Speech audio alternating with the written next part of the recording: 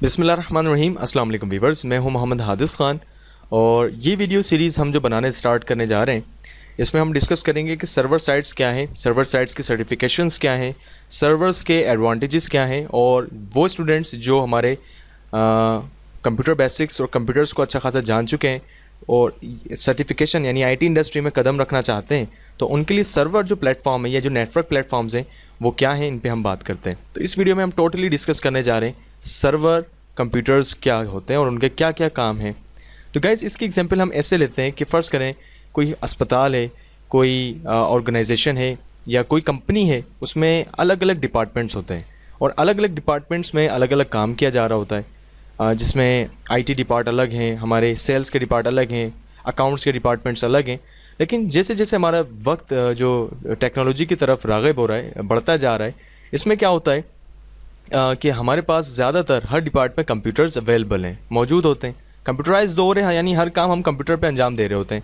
तो ये बात हम अगर सोचें कि अगर इतने सारे इंसान हैं, कोई बीमार होता है वो डॉक्टर्स के पास जाते हैं, और या हम किसी कंपनी में हों तो वहाँ अगर एम्प्लॉयज़ होते हैं, जो बंदे काम कर रहे हों, उनको जो काम कर रहे हैं वो किसके मातहत होते हैं, वो मैनेजर के मातहत होते हैं। यानी मैनेजर उनको लीड कर रहा होता है, देख रहा होता है हर काम के हवाले से। तो ये तब सारे काम हम जब इंसानों में हैं, जब है तो जो इतनी बड़ी मशीनरी है कंप्यूटर के हवाले से, तो वो कंप्यूटर्स ख़राब भी हो सकते हैं, वो कंप्यूटर्स अपने हिसाब से वर्कआउट भी कर सकते हैं। कोई ज़्यादा किसी में विंडो करप्ट हो जाती है, किसी में कोई प्रॉब्लम आ सकता है, तो उनकी जो मैनेजमेंट है, वो जो संभाल रहे हैं चीज़ें, वो हमारी कौन सा मशीन संभाल रही है, वो कौन सा ऐसा प्लेटफॉर्म है जो संभाल रहा है, तो उस चीज़ को समझने के लिए हम स्टार्ट करते हैं सर्वर को। वो कंप्यूटर जो होता है उसको हम सर्वर कहते हैं, या वो जो कमरा होता है जिधर से पूरे कंपनी के कंप्यूटर संभाले जा रहे होते हैं, उस कमरे को सर्वर रूम कहा जाता है। अब वो सर्वर क्या होता है, कहाँ से आया, कैसे आया, इस पर ज़रा हम बात करते हैं। तो इसकी एक छोटी सी एग्जांपल लेते हैं। फ़र्ज़ कीजिए हमारे पास एक कंप्यूटर लैब है, या इसकी एग्जांपल आप ऐसे ले लें कि आप हमारे पास एक कंपनी है, या और उस कंपनी या कंप्यूटर लैब के अंदर हमारे पास क्या हुआ कि दो कंप्यूटर्स में प्रॉब्लम आ गई। एक कंप्यूटर में विंडो का प्रॉब्लम आ गया कि उसकी विंडो करप्ट हो गई, और दूसरे कंप्यूटर में हमें एमएस ऑफिस इंस्टॉल करना है। वो इंस्टॉल करने के लिए हमारे पास या सीडी अवेलेबल नहीं है, या हमें करना नहीं आता। तो इस टाइप की जो सिचुएशन होती है वो क्या होती है कि हमारे पास जो बंदा कंप्यूटर ऑपरेट कर रहा है, जो बंदा कंप्यूटर चला रहा है, उसे आता होगा तो वो खुद से इंस्टॉल कर लेगा, या अगर उसे इंस्टॉल करना नहीं आता तो विंडो करप्ट भी कर सकता है, डिलीट भी कर सकते हैं। वो एमएस ऑफिस इंस्टॉल नहीं करना चाहते तो रिमूव भी कर सकते हैं, या इंस्टॉल करना चाहें तो इंस्टॉल कर भी सकते हैं। तो इस किस्म की अगर जो प्रॉब्लम्स है या जो मैनेजमेंट है, अगर कंपनी में आपको एज ए एम्प्लॉय जॉब लगती है, आप वहाँ काम कर रहे हैं, फ़र्ज़ करें मैं वहाँ काम कर रहा हूँ किसी कंपनी में, मुझे नहीं मालूम था कि कंप्यूटर में विंडोज़ कैसे चल रही है, और मुझसे बाय मिस्टेक विंडो डिलीट हो गई, तो कंपनी वाले तो बेचारे फंस गए। वो क्या बोलेंगे, उस कंप्यूटर को फ़ौरन बंदे को बुलाएं, वहाँ विंडो इंस्टॉल करें। तो ऐसे सिचुएशन पर कंपनीज़ के अंदर प्रोफेशनल तरीका नहीं होता। वहाँ क्या होता है, एक प्रॉपर तरीका चाहिए होता है। एक तो हर किसी को जॉब्स मतलब ऐसे नहीं रख लेते कि वो विंडो उड़ा दे, लेकिन फिर भी ये चांसेस होते हैं, ये एक इलेक्ट्रॉनिक्स आइटम है, इनमें प्रॉब्लम आ सकती हैं। तो वो उन प्रॉब्लम से बचने के लिए इसकी जो मैनेजमेंट है वो कहाँ से लाई जाए। तो गाइज़ जो कंप्यूटर्स खुद से संभाले जा रहे हो, यानी अगर आपके पास 10 से 20 कंप्यूटर्स हैं किसी लैब में, किसी जगह पर, और उनको खुद से संभाला जा रहा हो, यानी हर कंप्यूटर को उसका जो चलाने वाला यानी ऑपरेटर है वो देख रहा हो, तो इस इन्वायरमेंट को कहते हैं हम वर्क ग्रुप। क्या कहते हैं गाइज़? Work group. और सेम एज इट इज़ अगर हम इसकी एग्जांपल सर्वर मशीन के अंदर साथ लें, तो सर्वर मशीन की डायग्राम कुछ यूँ हो सकती है गाइस कि हमारे पास same as it is 5 computers हैं, और अब की दफ़ा हमारे पास यहाँ सर्वर मशीन उसके साथ है। सर्वर मशीन समझ लें एज अ मैनेजर इन तमाम कंप्यूटर्स को निगरानी करेगा, इन तमाम कंप्यूटर्स को ऑर्डर दे देगा, और समझ लें लेके चलेगा जिसे अपने हिसाब से हमने एडजस्ट करवाने। इस कंप्यूटर में विंडो करप्ट हो गई, जैसे कि हमारे यहाँ एरर डिटेक्ट कर रहा है। इस कंप्यूटर में हमारे पास यूएसबी नहीं डिटेक्ट कर रहा, या इस कंप्यूटर में हमें एमएस ऑफिस जो सॉफ्टवेयर है वो इंस्टॉल करना है। तो ये सारे के सारे काम हमें एक बंदा, या अब फ़र्ज़ करें कंपनी तो बहुत बड़ी हो सकती है, 4 मंजिला हमारी कंपनी है, पहले कंपनी में एमएस ऑफिस इंस्टॉल करना है, और दूसरे अपना जो मंजिला है अपना उसमें हमने विंडो इंस्टॉल करनी है, तीसरे मंजिले पे जो कंप्यूटर लगा हुआ है उसमें हमने यूएसबी का जो प्रॉब्लम है वो देखना है। तो ऐसे सिचुएशन पर हम क्या करेंगे, क्या एक आईटी वाला या एक कंप्यूटर का जो नुमाइंदा है जो कंप्यूटर जानता है वो पूरी कंपनी में भाग दौड़ करता रहेगा? नहीं, वो क्या होता है कि जब कंप्यूटर्स लगाए जा रहे होते हैं तो एक सर्वर रूम बनता है, और उस सर्वर मशीन से ही वहाँ सर्वर रूम के अंदर सर्वर मशीनें रखी जाती हैं, और उस सर्वर मशीन से हम क्या करते हैं, कि जो विंडोज़ वगैरह के इंस्टॉलेशन है, यानी उन तमाम जो कंप्यूटर्स हैं हमारे, उनको हम मैनेज करते हैं। और मैनेज वाले जो इस ग्रुप को कहते हैं हम डोमेन ग्रुप। तो आई होप गाइज आपको एक बात तो क्लियर हुई हो कि वर्क ग्रुप क्या होता है और डोमेन ग्रुप क्या होता है। और गाइज मज़े की बात ये है कि डोमेन ग्रुप जो है हमारा, इसमें 5, 10, 20 कंप्यूटर्स की गुंजाइश नहीं है। इसमें हम 100 computers, 200 computers, 400 computers, it's mean यानी हज़ारों कंप्यूटर्स के तादाद में अगर लगे हों और डोमेन इन्वायरमेंट बनाओ, यानी सर्वर मशीनें मौजूद हों, तो उनकी मैनेजमेंट में काफ़ी फ़र्क आ जाता है, बहुत आसानी से मैनेज हो सकती हैं। इंशाल्लाह वीडियोस तवील रहेंगी, इसको पूरा डिस्कस करेंगे। डोमेन इन्वायरमेंट्स में ही हमने बात करनी है कि डोमेन का जो माहौल है वो कैसे बनता है, और एक लैब या एक कंपनी में हम सर्वर मशीनों के तहत मातहत जो क्लाइंट्स हैं उनको कैसे लगा के अंजाम मज़ीद कंप्यूटर्स को आगे बढ़ा सकें। नेक्स्ट बात करते हैं हम, ये सर्वर जो नाम रखा गया ये कैसा नाम है। एक्चुअल में सर्वर को अगर हम समझें तो इंग्लिश का एक लफ्ज़ है सर्व। हम कभी किसी रेस्टोरेंट में खाना पीने जाते हैं या कोई भी ऑर्डर वगैरह देते हैं, तो वेटर जो होता है वो अपनी सर्विस हमें सर्व कर रहा होता है। जो भी उसकी सर्विस है, जो भी उसका काम है, वो हमें सर्व कर रहा है ना, हम तक पहुंचा रहा है, हमें मुहैया कर रहा है। ऐसे अगर मैं एक बात करूं, कोई जॉब है, इसकी एक ऐसे एग्जांपल ले लेते हैं, एक हेल्पलाइन है, नुमाइंदा है, वो हमें मदद कर रहा है, यानी वो भी अपनी सर्विस दे रहा है ना, हमें सर्व कर रहा है, हम तक वो अपनी सर्विस सर्व कर रहा है। तो ये जितनी भी सर्विसेज हैं जो हम तक पहुँचती हैं, ये मुहैया होती हैं, तो इसी से निकला है सर्व, सर्व से निकला है सर्वर। जो भी सर्विस कोई भी प्रोवाइड कर रहा हो, कोई भी मुहैया कर रहा हो, यानी सर्व का मतलब, तो उसी से निकला है सर्वर। सर्वर भी बेसिकली क्या काम करता है, अपनी सर्विसेज आगे दूसरे कंप्यूटर्स को प्रोवाइड कर रहा होता है। तो इसके एक हम ऐसा लिख सकते हैं गाइस, सर्व से निकला है सर्वर। मैं सर्फ नहीं बोल रहा गाइस, सर्व है, सर्व एक अलग चीज़ है, और सर्व से ही निकला है सर्वर। अब हम बात करते हैं गाइस, इसके अलावा यहाँ तक तो आपको थोड़ा बहुत आइडिया हुआ हो कि वर्क ग्रुप क्या है, डोमेन क्या है और सर्वर्स क्या है। अब सर्वर्स का सबसे बड़ा जो फ़ायदा है, मैं ज़्यादा मेंशन नहीं करूँगा, वीडियो बहुत तवील हो सकती है, हम सिर्फ बात करते हैं कि सेंट्रलाइज मैनेजमेंट क्या है। गैस सेंट्रलाइज मैनेजमेंट से मुराद ये है कि अगर हमारे पास बेशुमार कंप्यूटर्स मौजूद हों, मैं 5-10 की गिनती नहीं ले रहा गाइस, आप 200, 300, 400 इट्स मीन या जितने हों उनसे आप काउंटिंग लें। हमारे पास फ़र्ज़ कीजिए 2 कंप्यूटर्स में विंडोज़ करप्ट हो गई और सर्वर मशीन इस वाले डायग्राम में भी हमारे पास मौजूद है, और इसमें क्या है कि हम कोई डेटा भी देना चाहें, हम विंडो भी इंस्टॉल करना चाहें, हम अपने जगह से बैठे बैठे हम क्या चाहते हैं कि जो कंपनी में एक डिपार्टमेंट है उसमें क्या होता है कि दोपहर 1 बजे से शाम 4 बजे तक कोई इंटरनेट नहीं चला पाए, या जितने भी कंप्यूटर्स हैं उनमें अपना इंटरनेट एक्सप्लोर ही चले, गूगल क्रोम ना चल सके, या जितने भी कंप्यूटर्स हैं उन पे एंटीवायरस ये अवेस्ट इंस्टॉल हो जाए, अवीरा इंस्टॉल ना हो, ये जितने भी कंप्यूटर्स कंपनी में लगे हुए उन सब के अंदर यूट्यूब की वीडियोस ना चलें, यानी फेसबुक ना चलें, वो सिर्फ अपना इंटरनेट पर कंपनी का काम कर सकें, इंटरटेन ना हो सकें, सोशल मीडिया ना इस्तेमाल कर सकें।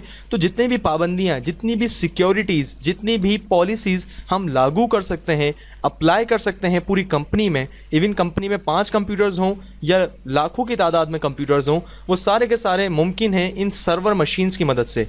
जितना बड़ा काम होगा उतने ज़्यादा मैनेजर्स होंगे, यानी जितने ज़्यादा कंप्यूटर्स होंगे उतने ज़्यादा हम सर्वर मशीन्स को लगा के इस काम को भी मैनेज कर सकते हैं। और एक सोचने वाली बात है गाइस, एक आइडिया है, किसी भी कंपनी में एक कंप्यूटर ऑपरेटर की जो सैलरी है वो ही एक अच्छे खासे पैकेज में आ जाती है। तो आप सोच सकते हैं कि जो सर्वर ऑपरेटर है उसकी जो सैलरी पैकेजेस होंगे, क्योंकि सारे कंप्यूटर्स को मैनेज कर रहा है, तो वो एक छोटा रैंक तो है नहीं, तो इसको स्टडी करना भी थोड़ा सा हार्ड है, डिस्कस के लायक है, और इसके पैकेजेस भी बहुत अच्छे हैं। तो आई होप गाइस आपको अब तो असल मायनों में सर्वर्स के काम समझ आए हों।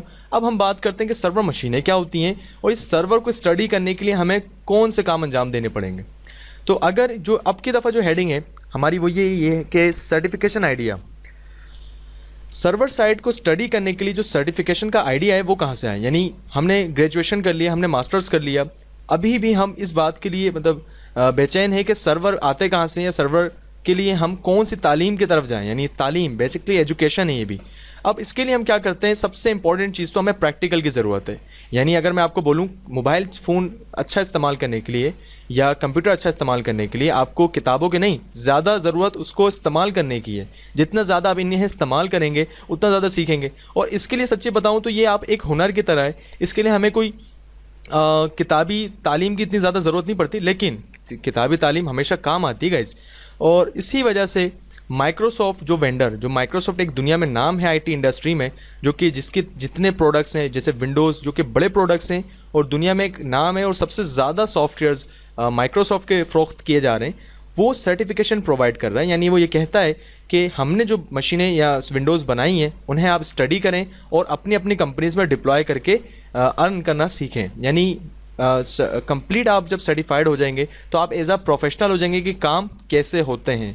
तो ये एक प्रोफेशनल डिग्री है और इस प्रोफेशनल डिग्री में जो स्टार्टअप है, जो इनिशियली आगाज़ है, वो MCSA से हम रिकमेंड करते हैं, क्योंकि MCSA सन 2012 जो कि विंडोज़ सर्वर 2012 से आगाज़ में आया।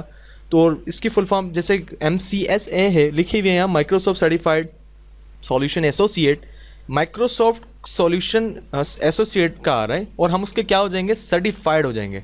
यानी अगर हम इस पेपर को पास कर लें, इस कोर्स को पढ़ लें, इसका प्रैक्टिकल भी कर लें और इसके जो थ्योरी वाला पेपर है जिसको हम ऑनलाइन एग्ज़ाम देते हैं वो अगर पास कर लें, तो हमें माइक्रोसॉफ्ट से ये डिग्री मिल जाएगी, ये एजाज़ मिल जाएगा कि हम माइक्रोसॉफ्ट सर्टिफाइड है। किसके लिए? सॉल्यूशन एसोसिएट के लिए। तो MCSA के बाद MCSE होता है, MCSE के बाद MCSM होता है। और गाइस ये इनफ नहीं है, जितना ज़्यादा आप पढ़ते जाएंगे उतने ज़्यादा आप आगे बढ़ते जाएंगे। बस वही बात है, MCSA हमारे मैट्रिक है, MCSE हमारा इंटर है और MCSM में हमारा समझ लें ग्रेजुएशन है। जितनी ज़्यादा आपकी स्टडी होगी उतनी ज़्यादा आपके प्रैक्टिकल्स होंगे, जितना प्रैक्टिकल्स जितनी थ्योरी आपकी मिलेगी उतने ज़्यादा हाई क्वालिफाइड होंगे और वो कैलिबर के हिसाब से आपको अच्छी जॉब्स असाइन हो सकती हैं। तो हम ये डिस्कस करते हैं, इंशाल्लाह कोशिश करते हैं कि इस पूरी सीरीज़ में बात कर सकें कि हम ये सर्टिफिकेशंस के जो पेपर हैं, इंशाल्लाह मेरी जो कोशिश है वो ये है कि हम इन्हीं पूरे कोर्सेज़ में, इस पूरी वीडियो सीरीज़ में MCSA को फोकस करेंगे। MCSA के तमाम टॉपिक्स को बाखूबी प्रैक्टिकल करेंगे। पहले सारे टॉपिक्स पहले प्रैक्टिकल करके जानेंगे कि विंडो कैसे होती है, एक जगह से बैठे बैठे, एक ही जगह से बैठे बैठे, एंटीवायरस कैसे इंस्टॉल हो रहे हैं तमाम कंप्यूटर्स पे, एक ही जगह से बैठे बैठे डिप्लॉयमेंट कैसे हो रही है, वो सारे काम हम जानेंगे। उसके बाद पेपर्स की तैयारी की तरफ बात करेंगे। एक सवाल बहुत ज़्यादा जहनों में आता है कि भाई सर्वर मशीन का यूनिक है, ये क्या, कहाँ से मिलती है हमें? जैसे हमारे घर में विंडोज़ XP वाला कंप्यूटर है जिसमें हम विंडोज़ XP चला रहे हैं। स्कूल में हमने देखा कि हमारे जो प्रिंसिपल साहब हैं वो विंडोज़ 7 का कंप्यूटर चला रहे हैं। ऐसे हमने देखा बाहर मार्केट्स में कोई बंदा, कोई साहब विंडो 8 का कंप्यूटर चला रहे हैं, जिस कंप्यूटर में विंडो 8 चल रही है। या ऐसे ही अभी जो नई विंडो हमारी रिलीज़ हुई है वो विंडोज़ 10 है, किसी जगह हमने विंडोज़ 10 का तस्करा कर लिया, देख ली। तो ये तमाम के तमाम गाइस नॉर्मल कंप्यूटर्स हैं, इनमें कोई ख़ास बात नहीं है। ये एक होम बेसिक डेस्कटॉप या टावर कंप्यूटर्स हो सकते हैं जो कि हमारे घरों में चल रहे हैं। अब ये अपनी अपनी मर्ज़ी, कोई बंदा नोकिया का फ़ोन लेता है, कोई बंदा सैमसंग का ब्रांड लेता है, कोई बंदा मोटरोला लेता है। ऐसे ही क्या है, ये जो XP 7, 8 और 10 है, इसमें क्या होता है, जो बंदे को आसान लगता है वो लेता है। और XP जो है वो पहले आई, 7 बाद में आई, 8 बाद में आई और 10 उसके बाद आई। यानी चंद चंद फीचर्स भी बढ़ते जाते हैं। जो टेक्नोलॉजी बाद की होती है उसमें ज़्यादा फीचर्स और ज़्यादा आसानियाँ शामिल कर देते हैं। तो सेम ऐसे ही हमारे पास एक नॉर्मल सा कंप्यूटर होता है, यानी थोड़े से, मतलब ज़्यादा नॉर्मल नहीं, कुछ बेहतर उसमें कॉन्फ़िगरेशन, यानी उसकी रैम ज़्यादा होती है, उसकी हार्ड ड्राइव थोड़ी ज़्यादा होती है। और उसमें हम क्या इंस्टॉल करते हैं, विंडोज़ सर्वर 2012। एक्चुअल में जो सर्वर होता है वो विंडोज़ ही है, ये सॉफ्टवेयर बेस्ड काम होता है सारा, और इसका डिपेंड हार्डवेयर पे भी होता है। अब फ़र्ज़ करें मैं आपको एक क्या कहता हूँ, हमारे पास 5 कंप्यूटर्स हैं और उन 5 कंप्यूटर्स को संभालने के लिए हम एक कोर ट्यूडियो का कंप्यूटर को सर्वर बना रहे हैं। तो कोर ट्यूडियो का जो सर्वर है वो बिल्कुल ईजिली हमारा बन सकता है, उसमें हम 1 GB या 2 GB रैम लगाए हम सर्वर इंस्टॉल कर सकते हैं। लेकिन मसला ये है, जब हमारी कंपनी में 200 कंप्यूटर्स हो जाएंगे तो अब 200 कंप्यूटर्स का मतलब लोड ज़्यादा होगा। तो जितना ज़्यादा गुड़ डालेंगे उतना ही मीठा होगा, वो वाली एग्जांपल यहाँ फिट होती है। तो विंडोज़ सर्वर 2012 जो है वो एक नॉर्मल कंप्यूटर में इंस्टॉल कर सकते हैं हम, और इसको एज अ प्रैक्टिकल करने के लिए हम जब VMware को डिस्कस करेंगे तो उसमें हम बताते हैं कि हम वो कौन सी चीज़ें लेके चलें कि हम इसे इंस्टॉल कर सकें। तो आई होप आपको अब तक तो बात समझ आई हो। अब जो विंडोज़ सर्वर 2012 है इसे आप इंटरनेट से डाउनलोड कर लें। डाउनलोडिंग और इंस्टॉलिंग के जो तरीक़ेकार हैं वो हम इसी वीडियो सीरीज़ में आगे जानेंगे। अभी फ़िलहाल हम बात करते हैं कि MCSA अगर हम पूरा प्रैक्टिकल अंजाम दे दें, यानी इस पूरी कोर्स की वीडियो सीरीज़ पढ़ लें, उसके बाद हमें क्या फ़ायदा होना है। तो उसके बाद हमने करना ये होगा कि जो पहला पेपर है जो कि हम ऑनलाइन देते हैं, जिसका कोड नंबर 7410 है, उसका जो मकसद है वो ये है कि स्टूडेंट या कैंडिडेट को विंडोज़ सर्वर 2012 इंस्टॉल करना आता हो और कॉन्फ़िगर करना आता हो। ठीक है जी। इसके बाद हमारे जो दूसरा पेपर आता है वो है 7411, जिसमें क्या होता है कि विंडोज़ सर्वर 2012 में एडमिनिस्ट्रेटर वाले आपको काम आते हो, यानी आप एज अ मालिक यानी एज अ ओनर या एज अ लीडर आप वो तमाम कंप्यूटर्स अपने मातहत रख सकें, उन तमाम की मैनेजमेंट देख सकें, उन तमाम को एडमिनिस्ट्रेट कर सकें। ठीक है जी। इसके अलावा नंबर तीसरा जो एग्ज़ाम है हमारे पास वो है 7412। 7412 में हम बात करते हैं कि जो एडवांस चीज़ें विंडोज़ सर्विसेज में हैं, जिसमें हमारे कुछ सर्वर्स के रोल्स होते हैं, उनमें कुछ किरदार होते हैं, वो कौन से किरदार हैं जो एडवांस मोड तक हम ले जा सकते हैं। तो ये 3 पेपर्स है गाइस। इन तीनों पेपर्स को हम पास करने के बाद माइक्रोसॉफ्ट से क्या सर्टिफाइड हो जाते हैं, माइक्रोसॉफ्ट सर्टिफाइड हो जाएंगे। किसके लिए, सॉल्यूशन एसोसिएट के लिए हो जाएंगे, क्योंकि MCSA जो है वो पहला स्टेप है और बहुत वसी स्टेप है गाइस। इसमें क्या होता है कि हमें जो पहले कैंडिडेट्स हैं, यानी इसकी एग्जांपल ऐसी जो बुनियाद है ना गाइस, वो थोड़ी मुश्किल होती है, लेकिन अगर आपको बुनियाद समझ अच्छे से आ गई तो उसके बाद आपके लिए MCSE या MCSM पढ़ना इतना ज़्यादा मुश्किल नहीं रहा होगा जितना MCSA के लिए होता है।